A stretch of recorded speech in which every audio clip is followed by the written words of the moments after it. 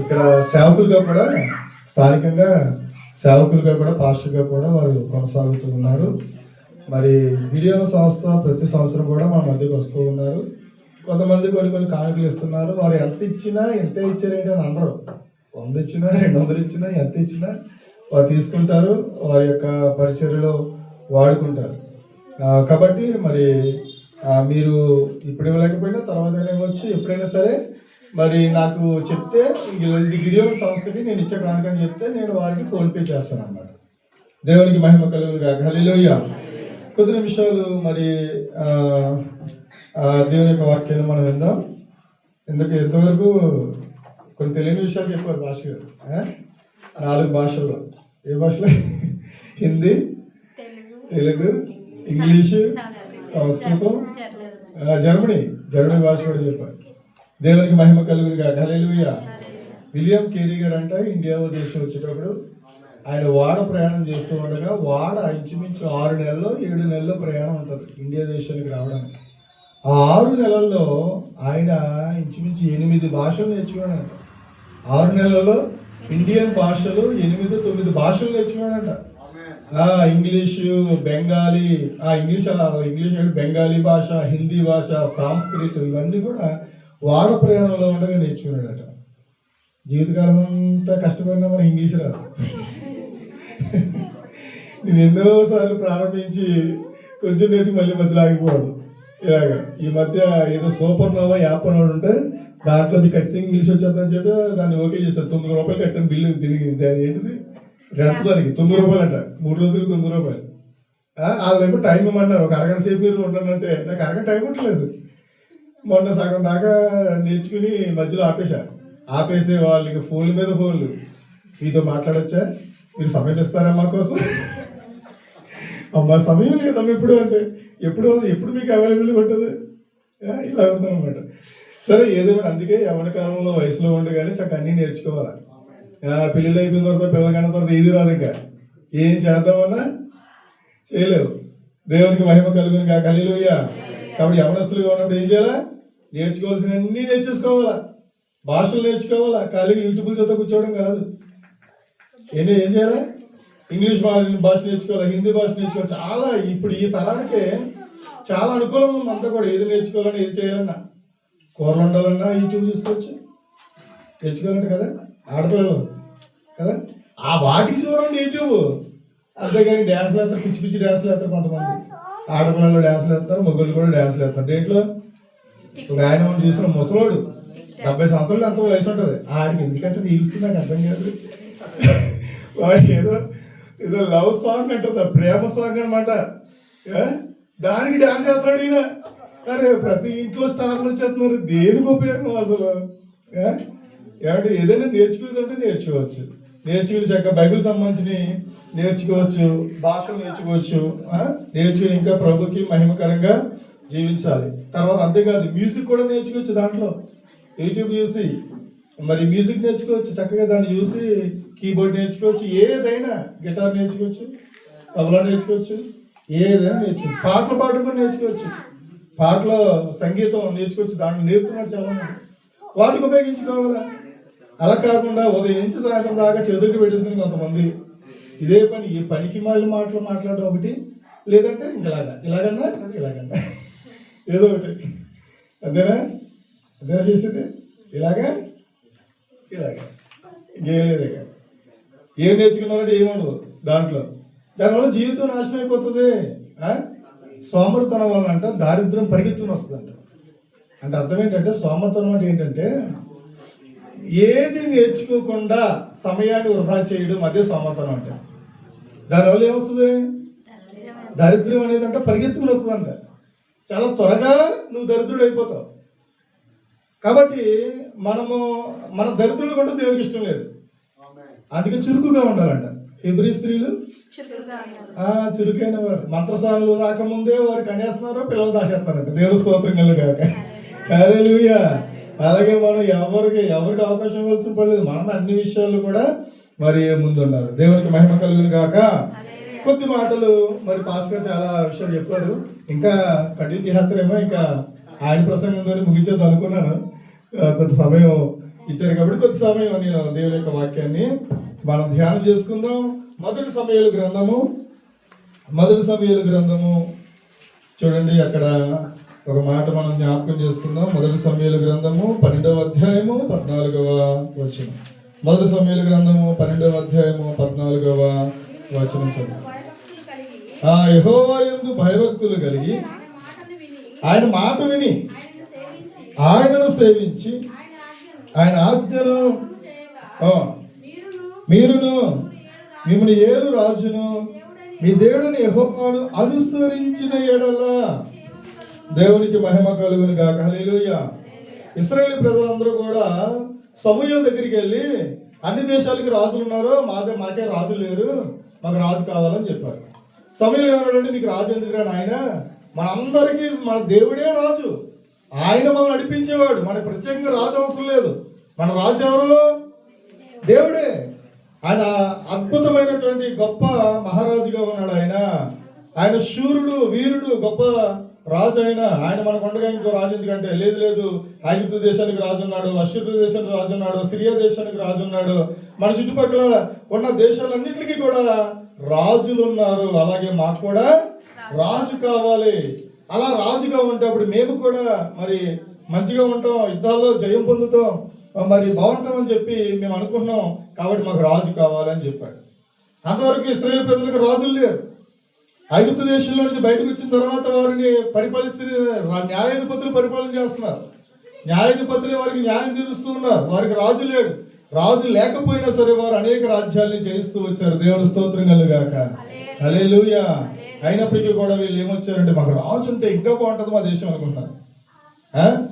సమయంలో అన్నాడు, అది కరెక్ట్ కదా అయ్యా, రాజు మనకు రాజు ఎవరో దేవుడే రాజుకున్నాడు కదా, ఇంక కొత్తగా రాజు ఎందుకు అని చెప్పినా సరే వారి ఆలోచన అంతా కూడా ఎలా ఉందంటే, మాకు మా ముందు ఒక రాజు నడుస్తూ ఉంటే మరి ఇంకా అద్భుతంగా మా జీవితాలు ఉంటాయి అని అనుకున్నారు. అందుకే మరి ఈ యొక్క సమయంలో ఏమన్నాడంటే, సరే మీరు రాజు కావాలన్నారు కాబట్టి అని చెప్పి దేవుని సన్నిధికి వెళ్ళాడు, ప్రార్థన చేశాడు. దేవుడు ఏం చెప్పాడంటే, వారు అడిగినట్టుగా వారి మీద ఒక రాజుని ఏర్పాటు చేసి, వారు నిన్ను కాదు విడిచిపెట్టింది, నన్నే విడిచిపెట్టారు, నన్నే త్రోసివేస్తారు, నన్నే కాదన్నారు. కాబట్టి వారు అడిగినట్టుగానే వారికి రాజును ఏర్పాటు చేసి అని చెప్పారు.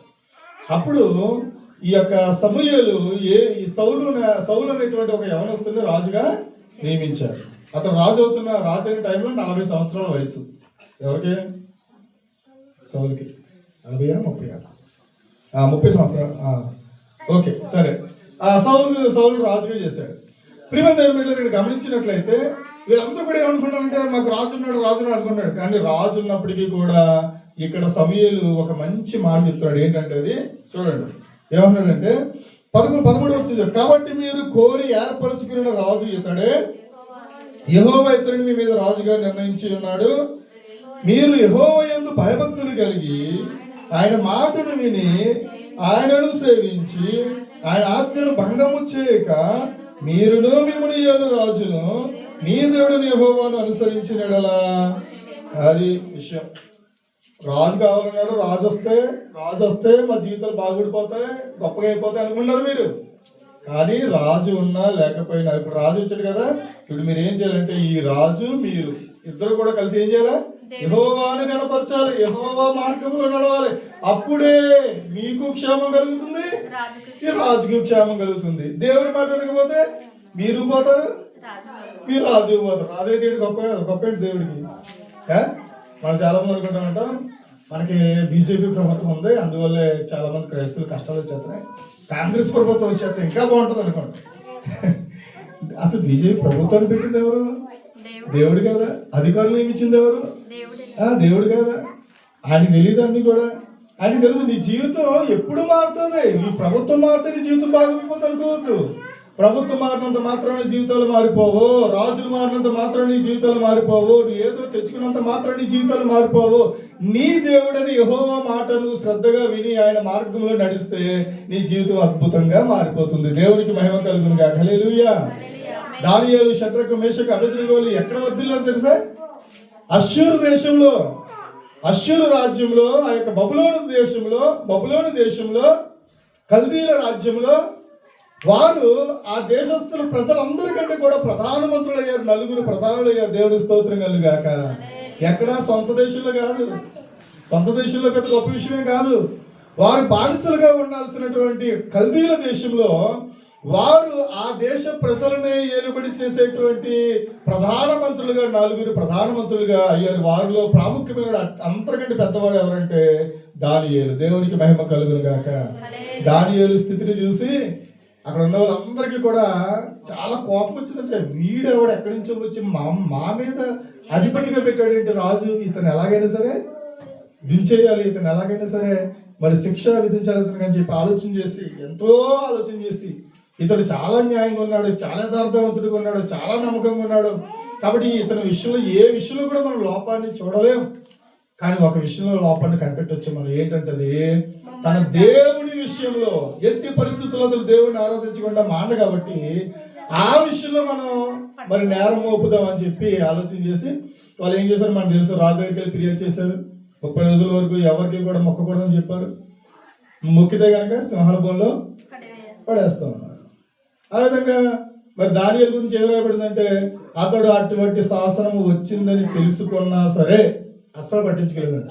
ఇంటికి వెళ్ళి యథాప్రకారంగా 3 సార్లు దేవునికి ప్రార్థన చేశారు. తీసుకెళ్లి సింహాల బోన్లో పడేశారు. సింహాలు ఏ హాని కూడా దానియేలుకి చేయలేదు. తర్వాత ఫిర్యాదు చేసిన 30 మందిని వారి కుటుంబంతో సహా సింహాల బోన్లో పడేయాలంట. ఏం జరిగింది తెలుసా? వారు అడుగుకు రాకముందే వారి ఎముకలను కూడా బుగ్గి చేసాయంట. దేవునికి మహిమ కలుగును గాక. హల్లెలూయా. ప్రియమైన దేవుని బిడ్డలారా, ప్రభుత్వాలు మారడం కాదు, దాని మీద కాదు మన దృష్టి. మా ఫిలిం నగర్లో ఒక ముస్లాం ఉంది. ఏరెందుకండి లైవ్ వస్తుంది ఇక్కడ. ఒక ఆవిడ ఉంది. వాళ్ళ ఆయన చర్చికి వెళ్తే ప్రతిరోజు తిడతా ఉండేవాడు. ప్రతిరోజు తిడతాడు చర్చికి వెళ్తే. మా దగ్గరికి వచ్చి ఏడుస్తూ ఉండదు, అయ్యా చాలా బాధ పెట్టేస్తాడు, చాలా ఇబ్బంది పెట్టేస్తాడు. ఆయన వల్లే రాలేకపోతున్నాడు. ఎవరి వల్ల? ఆయన వల్లే రాలేకపోతుంది. లేదంటే నాకు ఎప్పుడు రాత్రి పగలు చర్చిలోనే ఉండి ఏంటంటే చర్చిలోనే ఉండాలి నాకు ఆశయ్య. అందరూ రాలేకపోతున్నాడు. వెళ్ళాలి, ఇంటికి వెళ్ళాలి, మళ్ళీ మా ఆయనకి వంట చేయాలి, అది చేయాలి, ఇది చేయాలి. చిన్న పిల్లల్లో చూసుకుంటున్నాను, అయినా సరే నన్ను చర్చికి వెళ్ళి ఇలా బాధపడాలి. కానీ ఆ మధ్య ఏంటంటే పాపం వాళ్ళ ఆయన గారు బాగా వృద్ధుడైపోయాడు. 80 సంవత్సరాల దాకా వచ్చేసి చనిపోయాడు. నేను అనుకున్నాను దాకానేమో ఆయన వల్లే రాలేకపోతుంది కదా, ఇక్కడి నుంచి చూసుకోండి అందరికంటే ముందు వచ్చేది అనుకున్నాను. అసలు ఎక్కడ వస్తుంది ఇప్పుడు? ఇంకా లేదు అసలు. ఇప్పుడు ఏంటంటే మేము 7 గంటలు స్టార్ట్ చేస్తున్నాం, 8 తర్వాత నీరు పడిగా నెమ్మదిగా చక్కగా వస్తుంది. అమ్మ ఎందుకు రాడు? లేకలేకపోతున్నాను అయ్యారు. ఏంటంటే చలికి లేక. మరి అప్పుడేంటి ఆ కారణం వంకలు లేనమ్మంట. డొంక కోసం ఎదిగిందంట. ఏంటంటే ఏ వంక లేకపోతే దొంగటి తెలుసు, దొంగటి తెలుసా? తప్పు అంతగా దానికోసం ఎదిగిందంట. సరే ఏం మాట్లాడుతున్నారు? మాట్లాడకండి. మనోజ్ సరికొచ్చా. ప్రియమైన దేవుని బిడ్డలారా, ఇక్కడ మనం గమనించినట్లయితే మన పరిస్థితులు మారని అనుకోవద్దు. నువ్వు ఏ పరిస్థితుల్లో ఉన్నా నీ ప్రభుని నువ్వు సేవించాలి, అది మనం తెలుసుకోవాలి. నాకు ఈ పరిస్థితి వస్తే నేను ఎరగదీసేస్తాను, నాకు ఈ పరిస్థితి మారితే నేను ఇంక నీతోనే ఉంటాను, అది అవన్నీ కాకమ్మ కబుర్లు. అవన్నీ కూడా నువ్వు ఏ పరిస్థితుల్లో ఉన్నా. ఇంకొక ఆవిడ అనేది, మా ఇంట్లో చాలా ఇరుకు అయిపోయింది పాస్టర్ గారు, అందువల్ల నేను ప్రార్థన చేయట్లేదు. నాకు కనుక విశాలమైన ఇల్లు ఇస్తే ఇంక రోజంతా ప్రార్థనే తెగ చేస్తాను. అసలు విశాలమైన ప్రార్థనతో తొప్పటికి పడుకోవడం ఈ పని. అసలు ప్రార్థనించే మనసు ఉంటే కనుక ఎక్కడైనా నువ్వు ప్రార్థన చేస్తావు, ఎక్కడైనా ప్రార్థన చేస్తావు. ఎటువంటి చిన్న మూలనైనా సరే నువ్వు ప్రార్థన చేస్తావు. దేవునికి మహిమ కలుగును గాక. హల్లెలూయా. ఇశ్రాయేలు ప్రజలు అన్నారు, మాకు రాజు ఉంటే కనుక మా జీవితాలు మారిపోతాయి. అద్భుతంగా ఉంటే ఒక రాజు వస్తే కనుక, ఇంతవరకు మాకు రాజు ఉన్నాడు కాబట్టి మా బ్రతుకులు ఎలా ఉన్నాయి, రాజు వస్తే కనుక మా జీవితాలు మారిపోతాయి అనుకున్నారు. కానీ రాజు వచ్చిన తర్వాత సమూయేలు ముందుగానే చెప్తున్నాడు, మీరు రాజు వచ్చినంత మాత్రాన మీ జీవితం మారదు, కానీ నీ దేవుడిని యెహోవా. ఇక్కడ ఏమని రాయబడింది చూడండి, మీరు యెహోవా యందు భయభక్తులు కలిగి ఆయన మాటలు విని ఆయనను సేవించి ఆయన ఆజ్ఞను భంగము చేయక మీరును మిమ్మల్ని ఏలు రాజును మీ దేవుడైన యెహోవాను అనుసరించిన యెడల మీకు క్షేమము కలుగును. దేవునికి మహిమ కలుగును గాక. హల్లెలూయా. కాబట్టి మనకి క్షేమము కలగాలంటే మనం ఏం చేయాలంట? మన దేవుడిని యెహోవాను పూర్ణ మనస్సుతో మనము అనుసరించాలి. అలాగే మొదటి రాజుల గ్రంథము 2వ అధ్యాయము మొదటి 2-3 వచనాలు చదువుకుందాం. మొదటి రాజుల గ్రంథము 2వ అధ్యాయము 1-3 వచనాల వరకు. దావీదునకు మరణకాలం సమీపించగా అతడు తన కుమారుడైన సొలొమోను ఆజ్ఞ ఇచ్చెను. లోకులందరూ పోచున్నాను కాబట్టి నీవు ధైర్యం తెచ్చుకుని నిబ్బరం కలిగి నీ దేవుడిని యెహోవా అప్పగించిన దానిని కాపాడి ఆయన మార్గములను అనుసరించిన ఎడల నువ్వు ఏ పని పూనుకునను ఎక్కడ తిరిగినను అన్నిటిలో వివేకముగా నడుచుకొందువు. దేవునికి మహిమ కలుగును గాక. హల్లెలూయా. దావీదు చెప్తున్నాడు తన కుమారుడైన సొలొమోనుతో, ఇదిగో సొలొమోను, నువ్వు రాజైపోయావు, ఇదిగో ఎంతో విస్తారమైన సంపద ఉంది, నేను అనేక రాజ్యాలను జయించి విస్తారమైనటువంటి రాజ్యాన్ని నీ చేతిలో పెడుతున్నాను, ఇదంతా నాదే కాబట్టి నేను బాగానే ఉంటానని నువ్వు అనుకోవద్దు. ఇంత రాజ్యం వచ్చిన తర్వాత ఇంత మరి సొమ్ము ఐశ్వర్యం గొప్పదనం అన్ని నీకు ఉన్నాయి, మంచిదే. కానీ నువ్వేం చేయాలంటే ఇవన్నీ ఉన్నంత మాత్రాన సరిపోదు. నువ్వేం చేయాలంటే నీ దేవుడిని యెహోవా మార్గం అప్పగించిన దానిని కాపాడి ఆయన మార్గములను అనుసరించిన ఎడలా అది నువ్వు ఎంత సొమ్ము ఉంది కదా నీకు, కాబట్టి నువ్వు ఏ పని చేసినా తలపెట్టినా సరిపోద్దు అనుకోవద్దు. నువ్వు రాజులు అయిపోయాను కదా, నువ్వు ఏ పని తలపెట్టినా బ్రహ్మాండంగా చేసేయగలను అనుకోవద్దు. నీకు ఎంత విస్తారమైనటువంటి రాజ్యం ఉంది కాబట్టి, గొప్ప పేరుంది కాబట్టి, ఇవన్నీ ఉన్నాయి కాబట్టి నేను ఏం చేసినా చెల్లుతుంది, నేను అన్నింటిలో బాగుంటాను అని నువ్వు అనుకోవద్దు. నువ్వేమన్నా ఏం చేయలేవు. ఇప్పుడు ఇంత గొప్ప రాజు అయిపోయినా సరే, ఇంత రాజ్యం ఉన్నా సరే, ఎంత పలుకుబడి ఉన్నా, ఎంత ఐశ్వర్యం నీకున్నా సరే, నువ్వేం చేయాలంటే యెహోవా అప్పగించిన దానిని కాపాడాలి. అంటే దేవుడు నీకు ఏదైతే అప్పగించాడో ఆ ప్రకారముగా నువ్వు చాలా జాగ్రత్తగా నీ జీవితాన్ని కట్టుకోవాలి. అది అల్పుడైనా గనుడైనా ఎవడైనా సరే దేవుని మార్గంలో నడిస్తేనే, దేవుని వాక్యానుసారంగా జీవిస్తేనే, ఆయనను ప్రేమించాలి, ఆయనను హత్తుకోవాలి. ఆ విధంగా బ్రతికితేనే తప్ప ఎవరికి కూడా క్షేమం అనేది లోకంలో ఉండదు. అందుకే సొలొమోను చక్కని మాట రాస్తాడు. ఎక్కడంటే సామెతల గ్రంథంలో చూడండి, సామెతల గ్రంథం ఒకసారి చూద్దాం. సామెతల గ్రంథం 18వ అధ్యాయం 23వ వచనం.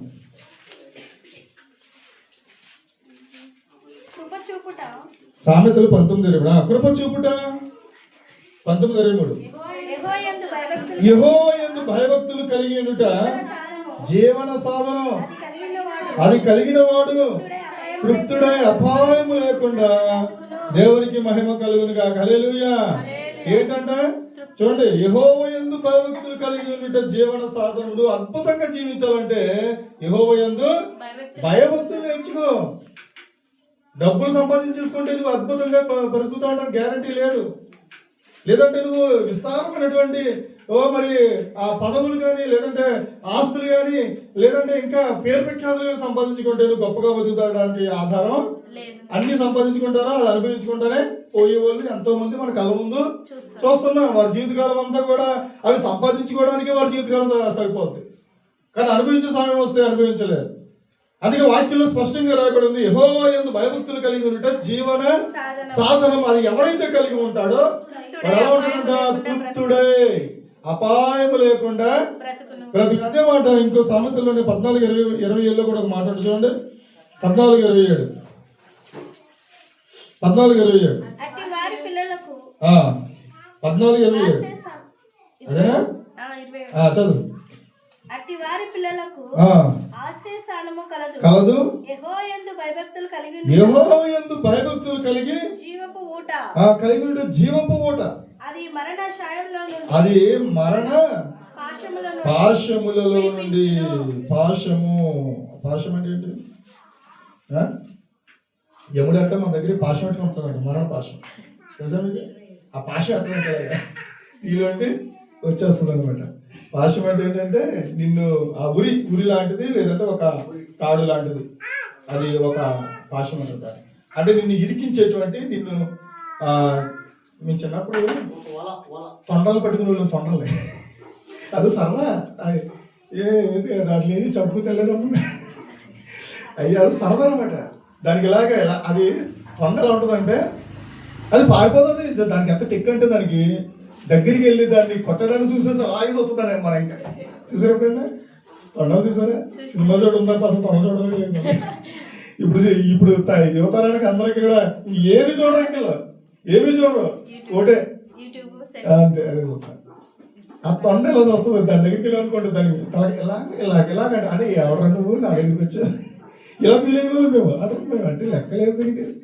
దాన్ని ఎలాగైనా పట్టుకోవాలని చెప్పి కొబ్బరాకు తీసుకుని ఈయన ఇలాగా ఉడేసి మెడ దగ్గర పెట్టేవాళ్ళు. అది కరెక్ట్గా దాంట్లో దూరుతుంది. కావాలని దూరం మళ్ళీ పారిపోవాలి కదా. ఇక దాన్ని లాగేసి దాన్ని ఇష్టం వచ్చినట్టుగా దాన్ని ఏంటంటే పాశ్యం అంటారు. అది దాన్ని పట్టుకోవడానికి ఉపయోగించేది అనమాట.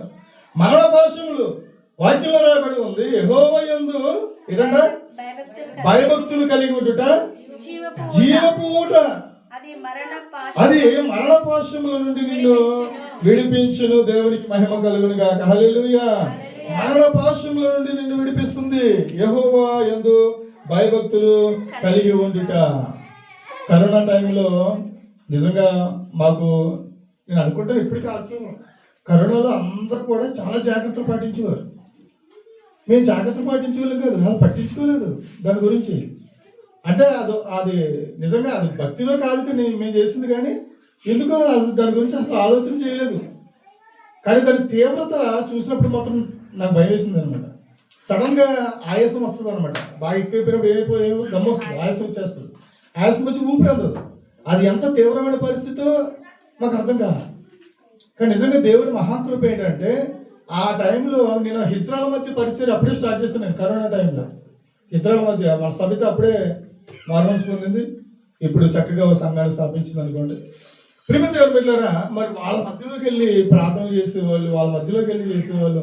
శానిటైజర్ రాసుకోవడం కానీ పెద్దగా ఏదో కొంచెం ఇదైతే పెట్టుకునే వాళ్ళు, కానీ మాస్క్ పెట్టుకునే వాళ్ళు ఒక్కొక్కసారి తీసేసేవాళ్ళు. అది కూడా ఏం పట్టించుకోలేదు. దేవుడు మహాకృపను బట్టి ఆ వ్యాక్సిన్ కూడా ఎంచుకోలేదు. నేను లాస్ట్లో ఎప్పుడో ప్రయాణం చేయడం కూడా కుదరదంటే లాస్ట్లో ఒకసారి వ్యాక్సిన్ ఎంచుకున్నాను.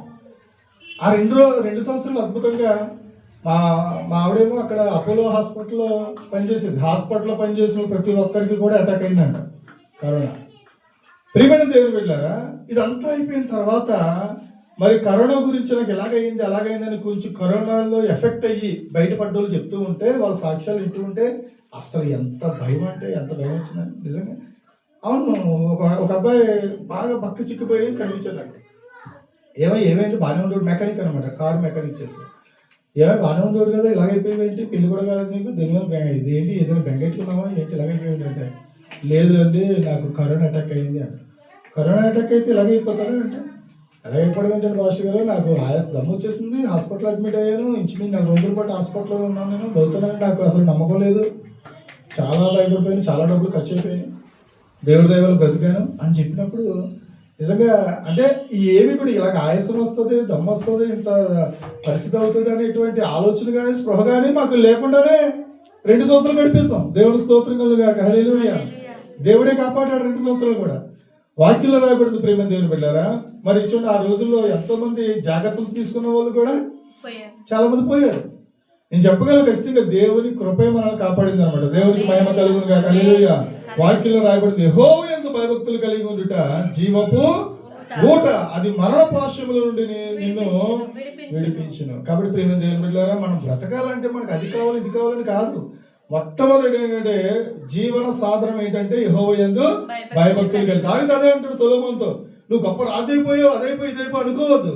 నువ్వు ఎప్పుడైతే యెహోవా మార్గంలో నడుస్తావో, ఎప్పుడైతే ఆయన ఆజ్ఞానుసారంగా జీవిస్తావో, అప్పుడు నువ్వు ఏ పని పూనుకున్నా ఏది తలపెట్టినా అన్నిటిలో కూడా విజయము సాధిస్తావు, నువ్వు అన్నిటిలో వర్ధిల్లుతావు. దేవునికి మహిమ కలుగును గాక. హల్లెలూయా. సమయాలు అంటాడు, మీకు రాజు కావాలన్నారు, ఇదిగో మీకు రాజుని ఏర్పాటు చేస్తాను. అయినా సరే మీరు ఏం చేయాలి, మీరు మీ రాజు ఇద్దరు కలిసి ఏం చేయాలి, ఇప్పుడు దేవుణ్ణి సేవించాలి, దేవుణ్ణి ఆరాధించాలి, దేవుని మహింపరచాలి.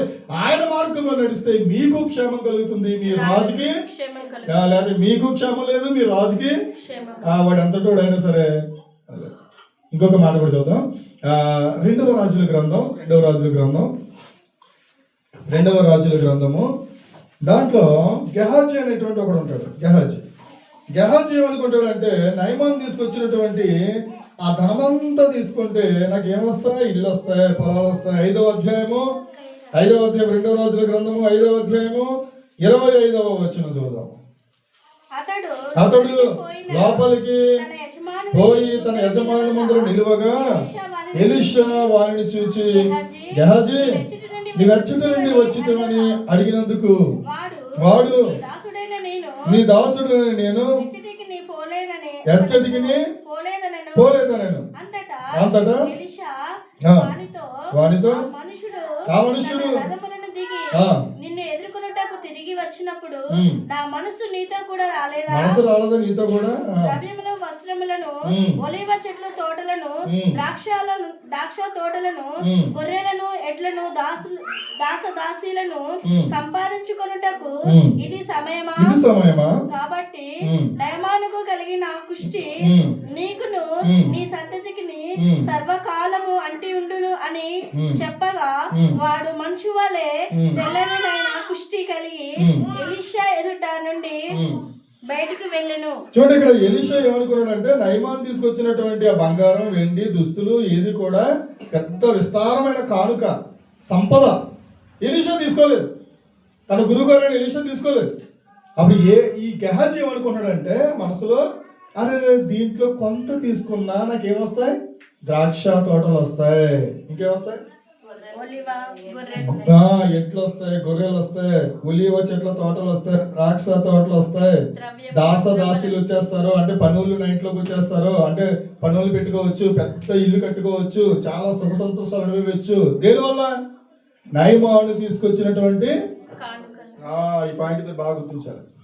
చాలా మంది మనుషులు ఇది అనుకుంటారు, నాకు ఇది వస్తే నాకు ఉద్యోగం వస్తే సెటిల్ అయిపోతాను అనుకుంటారు. ఉద్యోగం వచ్చినా సెటిల్ అయిపోను, ఉద్యోగం లేకపోయినా లేనుల్లే సెటిల్ అయిపోతారు మంచిగా. అర్థమవుతుంది? కొంత పెళ్ళి అయితే సెటిల్ అయిపోతారు అనుకుంటున్నారు. పెళ్ళైనా ఉద్యోగం వచ్చినా ఏదైనా నీ జీవితంలో సెటిల్మెంట్ ఉంటుంది. ఎప్పుడు సెటిల్ చేస్తుంది? నువ్వు దేవుని యందు భయభక్తులు కలిగి ఉంటేనే నీ జీవితం స్థిరపడుతుంది. దేవునికి మహిమ కలుగును గాక. హల్లెలూయా. ప్రియమైన దేవుని బిడ్డలారా, ఇక్కడ వాక్యం ఏముందంటే ఈ గెహాజీ ఏమనుకున్నాడంటే ఈ డబ్బు తీసుకుంటేనే సెటిల్ అయిపోతాను అనుకున్నాడు.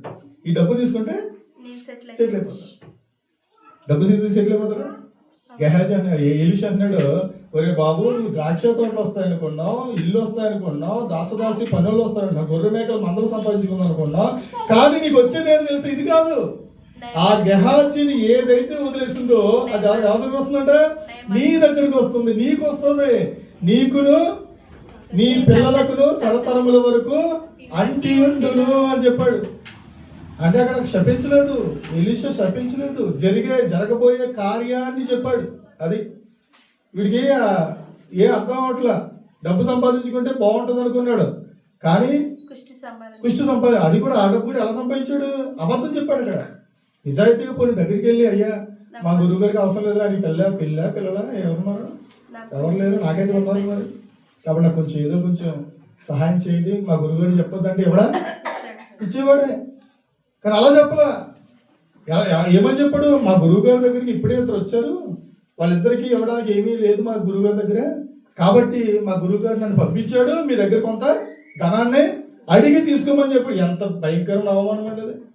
ఆ గురువు గారి దేవుని సేవకుడు, దేవుని ప్రవక్త, మరి అతను చాలా గొప్ప దేవుడితో సహవాసం కలిగినవాడు, అతని మీదే అబద్ధం చెప్పేశాడు. ఎంత తీవ్రమైనది! అలా అబద్ధం చెప్పి సంపాదించుకున్న ధనం అది. అబద్ధములు చెప్పి సంపాదించుకునేది అంటే ఎప్పుడు నిలబడదంట, ఎప్పుడు ఉండదు మన ఇంట్లో. కాబట్టి ప్రియమైన దేవుని బిడ్డలారు గమనించాలి, వాడికి ఏం సంపాదించుకున్నాడంటే కుష్ఠు రోగము సంపాదించుకున్నాడు. ఇంకొక మాట కూడా మనం చదువుకుని మనం ముగించేసుకున్నాం. చూడండి, నెహెమ్యా గ్రంథము 9వ అధ్యాయము 33, 34, 35. అనుకున్నారే? దానికి అర్థం ఏంటి అంటే అర్థం ఏంటి అంటే అది కూడా అర్థం చదువుకుంటాను నాకు. ఓకే, మంచిది. మీరు ఫోన్ అన్నా వినాల్సిందే, నేను వదలను ఇప్పుడు. ఓకే, చూడండి, నెహెమ్యా గ్రంథము 9వ అధ్యాయము 33, 34 వచ్చినారు. మా మీదకి వచ్చిన శ్రమ మీరు వచ్చిన శ్రమలన్నిటినీ ఆ, చూడగా చూడగా నీవు న్యాయస్థుడవే, నీవు న్యాయస్థుడివే సత్యముగా ఆ, నీవు సత్యము ఆ, గానే ప్రవర్తించి నీవు సత్యముగానే ప్రవర్తించితివి కానీ మేము దుర్మార్గులమైతిమి. మా రాజులు గాని మా ప్రధానులు గాని మా యాజకులు గాని మా పితరులు గాని నీ ధర్మశాస్త్రం అనుసరించి నడవలేదు. నీవు వారి మీద పలికిన సాక్ష్యములైనను ఆ, నీ ఆజ్ఞలైనను ఆ, వారు వినకపోయిరి. వినకపోయిరి. ఆ, చదువు ఇంకా.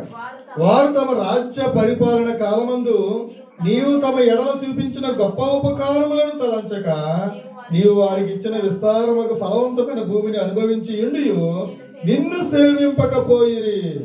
తమ చెడు నడతలను విడిచి మారి మనసు పొందరైరి. ఆ, చిత్తగించుము. నేడు మేము దాస్యములో ఉన్నాము. దాని ఫలమును దాని సమృద్ధిని అనుభవించినట్లు నీవు మా పితరులకు దయచేసిన భూమి యందు మేము దాసులమై ఉన్నాము. జాగ్రత్త వినండి. ఇక్కడ ప్రియమైన దేవుని బిడ్డలారా, ఇశ్రాయేలు ప్రజలందరికీ కూడా దేవుడు వాగ్దానం చేశాడు. ఆ యొక్క దాంట్లోనికి వాగ్దాన దేశంలోనికి ప్రవేశించారు. అది ఎటువంటి దేశం అంట? పాలు తేనెలు ప్రవహించే దేశం. ఆ దేశంలో మనకి ఇంకా అన్నీ అయిపోయి ఇంకేముందో వాగ్దాన దేశంలోకి వచ్చేసాం అని అనుకుని వాళ్ళు ఏం చేశారంట? దేవుని విడిచిపెట్టారంట. దేవుని సేవించడం మానేశారంట. దేవుని ధర్మశాస్త్రాన్ని విడిచిపెట్టేసారు. వెన్నల్లకుండా వారు హృదయాన్ని కఠినం చేసుకున్నారు. అందువల్ల ఏమైపోయారు తెలుసా? అదే దేశంలో వారి సొంత దేశంలోనే వారు ఏమైపోయారంట? దాసులు అయిపోయారంట. ఆ ఫలాలన్నీ కూడా, ఆ సమృద్ధిని అంతా కూడా ఎవరు అనిపిస్తున్నారో? అన్యులు అనిపిస్తున్నారు. అన్య రాజులు వచ్చి వారిని ఓడించి వారిని మరి దాసులుగా చేసేసారు. వారి సొంత భూమిలోనే, వారి యొక్క వాగ్దాన దేశంలోనే వారు ఏమైపోయారంట? దాసులు అయిపోయారు. ఇదంతా దేని వల్ల కలిగిందంటే నీ దేవుడిని యెహోవా మాటను వినకపోవడం వల్ల కలిగింది. ప్రియమైన దేవుని బిడ్డలారా, దేవుడి మాట వినడం అంటే అది మనం మరి చులకనగా ఈజీగా తీసుకోకూడదు. చాలా చాలా జాగ్రత్తగా, చాలా భయభక్తులతో దేవుణ్ణి మనము సేవించాలి. దేవుడిని భయభక్తులు కలిగి ఉండడం నేర్చుకోండి. కుటుంబం అంతా కూడా దీవెనకరంగా మారిపోతుంది, ఆశీర్వాదకరంగా మారిపోతుంది. దేవుని భయభక్తులు అంటే ఏంటి? దేవుని యందు శ్రద్ధగా భక్తులు కలిగి ఉండడం అంటే ఏంటంటే దేవుడి వాక్యాన్ని ప్రతిరోజు శ్రద్ధగా చదవడం, తర్వాత ప్రార్థన చేయడం, ఎడతెగకుండా ప్రార్థన చేయాలంట. దానియేలు చూడండి, చచ్చిపోతారా బాబు అన్నా సరే ప్రార్థన మాట్లాడా. అది మన ప్రార్థన జీవితం కూడా అలా ఉండాలి. నువ్వు ప్రార్థన చేస్తే పోతావు అన్నా సరే నేను ప్రార్థనే. మరణ పరకల మీద ఉండి కూడా ప్రార్థన చేశారంట భక్తులు. దేవుడి స్తోత్రం కలుగా, హల్లెలూయా. అలాగే వాక్యం చదవాలా బాగా. చూడండి, దావీదు కీర్తన మొదటి అధ్యాయంలో ఏముంటది? యెహోవా ధర్మశాస్త్రం నందు ఆనందించు దివారాత్రులు దాన్ని ధ్యానించేవాడు ధన్యుడు. అతడు నీటి కాలువల ఒడ్డున నాటబడి ఆకువాడక తన కాలం మందు ఫలమిచ్చు చెట్టు వలె ఉండిన అతడు చేయనదంతయు సఫలమగును. మనం ఏం చేసినా సఫలం అవ్వాలంటే ప్రతిరోజు ఉదయం లేచి ఏం చేయాలా? బైబిల్ చదవాలి. ప్రతిరోజు ఉదయాన్నే చదువుతారా? ప్రతిరోజు బైబిల్ చదువుతారా? దాన్ని చదువుతున్నాను చక్కగా. మరి ఈ దాన్ని చదవడం లేదు, తెలదు. ఈయన చదువుతారో లేదు తెలియదు. చదువుతారా? బైబిల్ చదివితే మీరు ప్రయోజకులు అయిపోతారు. దేవుడు పరలోకం నుండి ఏమిస్తాడంటే మనకి జ్ఞానమును, తెలివి, సర్వ సమృద్ధి. ఏంటంట? రెండు చెప్పండి. జ్ఞానము, తెలివి, సర్వ సంపదలు. దేవునికి మహిమ కలుగును గాక, హల్లెలూయా. ఇవి ఎక్కడి నుంచి వస్తాయంటే పైనుంచి వస్తాయంట. మనకి ఎక్కడి నుంచి వస్తాయి? స్కూల్ పుస్తకాల్లో ఉండదు ఈ జ్ఞానం. స్కూల్ పుస్తకాలు ఉంటుందా? స్కూల్ పుస్తకాలు ఉండదు ఈ జ్ఞానం. ఇది టీవీ సినిమాలు అసలే ఉండదు. దాంట్లో అంతా జ్ఞానమే. కానీ ఎక్కడి నుంచి వస్తుంది? నువ్వు దేవుని వాక్యం చదువుతావు ఉంటే పైనుంచి నీకు ఏమొస్తుందంటే తెలివి, జ్ఞానము, ఇంకోటి సర్వ సంపదలు. సర్వ సంపదలు అంటే అన్ని, ఇంకా అన్ని డబ్బులు వస్తాయి, బంగారం వస్తుంది, ఐశ్వర్యం వస్తుంది, పేరు వస్తుంది, అన్ని వస్తాయి. సర్వ సంపదలు అంటే అంతే, అన్ని సర్వ సంపదలు వస్తాయి. ప్రియమైన దేవుని బిడ్డలారా, కాబట్టి మన దేవుని యందు భయభక్తులు నేర్చు. దావీదు అదే చెప్తున్నాడు తన కుమారుడికి, నువ్వు దేవుని యందు భయభక్తులు కలిగి. సమూయేలు అంటాడు, రాజు వచ్చేసినంత మాత్రం మీ బతుకులే మారరు నాయన, మీరు యెహోవా మాట శ్రద్ధగా వినాలి, ఆయనను సేవించాలి. నెహెమ్యా అంటున్నాడు, ఇదిగో ప్రభువా, నీ మాటలు వినకపోవడం వల్ల ఇదిగో మా సొంత దేశంలో మేము దాసులుగా అయిపోయాం. దానియేలు గ్రంథం మొట్టమొదటి అధ్యాయంలో షడ్రక్ మెషక్ అబేద్నెగో గురించి ఉంటుంది. వారు ఆ దేశంలో ఉన్నటువంటి జ్ఞానుల కంటేనో మరి ఏంటిది తత్వజ్ఞానం కలిగిన వారి కంటే మరి గాఢవిద్య కలిగిన వారి కంటే అందరికంటే కూడా గొప్ప జ్ఞానవంతులు అయిపోయారు. దేవుని స్తోత్రం కలుగుగా. హల్లెలూయా. ఎందుకు? వారు దేవుని యందు భయభక్తులు కలిగి ఉన్నారు. కాబట్టి ప్రియమైన దేవుని బిడ్డలారా, మనం ఎక్కువగా మరి ప్రార్థించడం, దేవుని యొక్క వాక్యాన్ని ధ్యానించడం మరి నేర్చుకోవాలి. ఎంతమంది ఖాళీగా ఉన్నప్పుడల్లా మా మా మా అమ్మగారు ఇప్పుడు మా ఇంటికి వచ్చింది, మళ్ళీ రేపు రేపు వెళ్ళిపోతుంట. మా పిల్లలైతే ఒకటే గొడవ, నాయనమ్మ వెళ్ళొద్దు నాయనమ్మ. ఎప్పుడు కూడా బైబిల్ పట్టుకుని చదువుతూ ఉంటారు, లేదంటే ప్రార్థన చేసుకుంటారు. ఇంకేది కూడా వ్యర్థమైనవి ఆమె చేయదు. నిజంగా మరి చూడండి, ఇంకా మన తరం మనకంటే ముగ్గున్న వాళ్ళు ఎప్పుడు కూడా చేతిలో బైబిల్ ఎప్పుడు ఉంటా ఉంటుంది. ఎప్పుడు బైబిల్ చదువుతూ ఉండేవారు, ప్రార్థన చేస్తూ ఉండేవారు.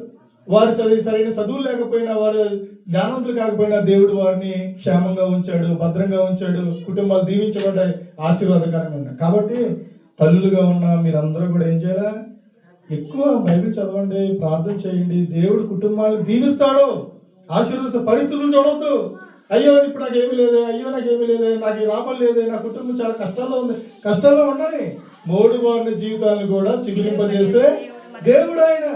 ఇప్పుడే నువ్వు ఎంత త్వరగా అయితే దేవుడి వైపు తిరుగుతావో అంత త్వరగా నీ పరిస్థితులన్నీ కూడా మారిపోతాయి. కాబట్టి మనం మన సమయాన్ని పోగొట్టుకోకుండా మనం దేవుని వైపు తిరుగుదాం, ఆయన మాట శ్రద్ధగా విందాం, ఆయనను హృదయపూర్వకంగా ప్రేమిస్తూ మరి మనం ఆయనను సేవిద్దాం.